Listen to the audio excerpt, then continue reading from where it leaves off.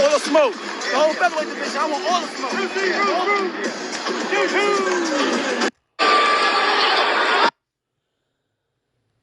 That was Bruce Shoo Shoo Carrington.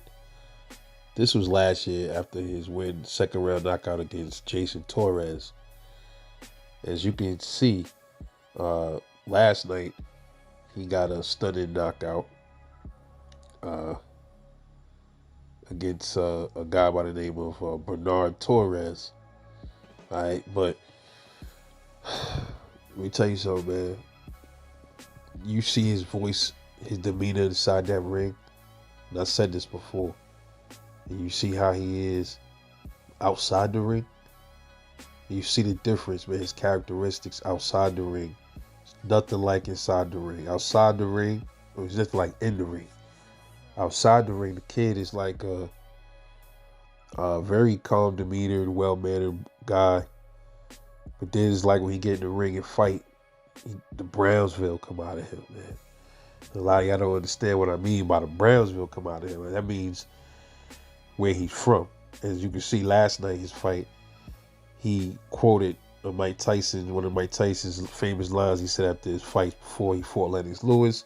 You know, the one when he says, my skills are impregnable, my style is impetuous. I want his heart, I want to eat his children, you know. So Bruce, he mocked him, and, you know, he did it in a way as that's an idol. He looks up to Mike Tyson. Being Mike Tyson is also from Brownsville, Brooklyn. And down to the way Shoo Shoo wear that towel around his body, the same way Mike Tyson used to have a simple towel. Same thing. Him and Mike Tyson is pretty good. It's pretty close. Right? He's an absolute monster in that ring. That last night's knockout, you saw he didn't even need much. He didn't need to generate much torque or any body. Like, he didn't need to rotate his body to get that punch across, and he flushed this dude. Almost looked like Pacquiao getting knocked out. You know what I'm saying? So he didn't need no arm roll. He did that with ease, with absolute ease. And he stands at Bruce Carrington, man. He still has a relatively small boxing record, man. When you look at how old he is, you know what I mean? He has 11 wins, no losses. He has 7 knockouts. So pretty good punching power. He's 26 years old. He started, I guess it looks like I said, he started late. You know, he's a year older than Devin Haney, and he has like half the fights, you know. So, and he started in 2021. So he's a late bloomer in the pro game, you know, but he's here making a statement. I like how they moving Shoo Shoo. I suspect I'm hearing he's supposed to fight again in March. So, like, he's super active. Last year he had like, I think 5 fights. I think he had like 5 fights in 2023, man. So he's been real busy. And I can't wait to see more of him, man, representing that Brooklyn, man, that Brownsville shit. And considering where he come from, you know, Brownsville, it's man, everybody know about Brownsville. It's man, it could be the murder capital of New York.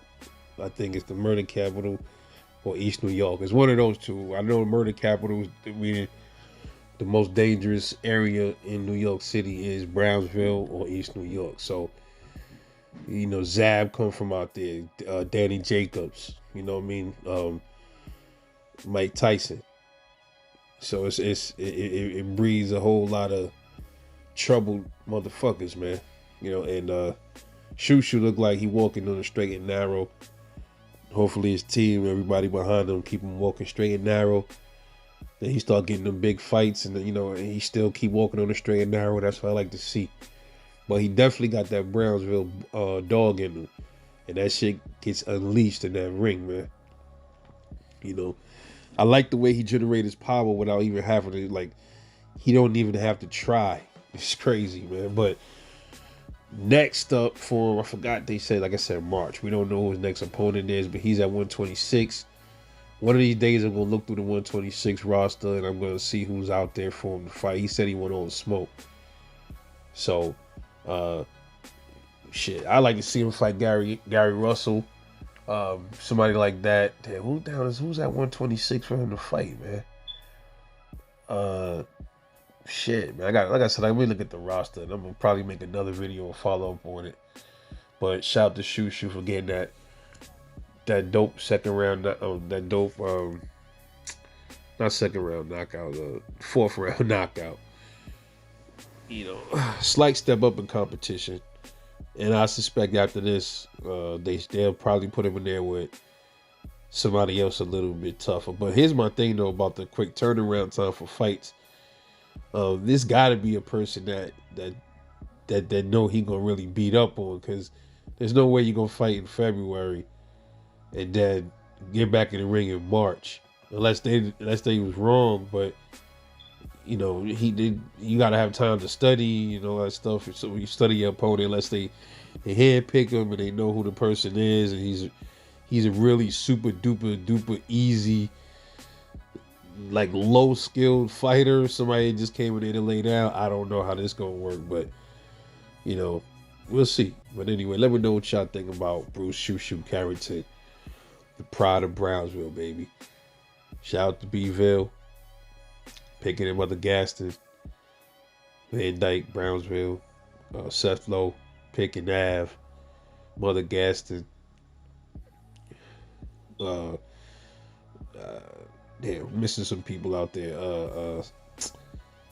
Sally's, everybody know about the Sally's. Shout out to Sally's, Marcus Garvey, Howard, Glenmore,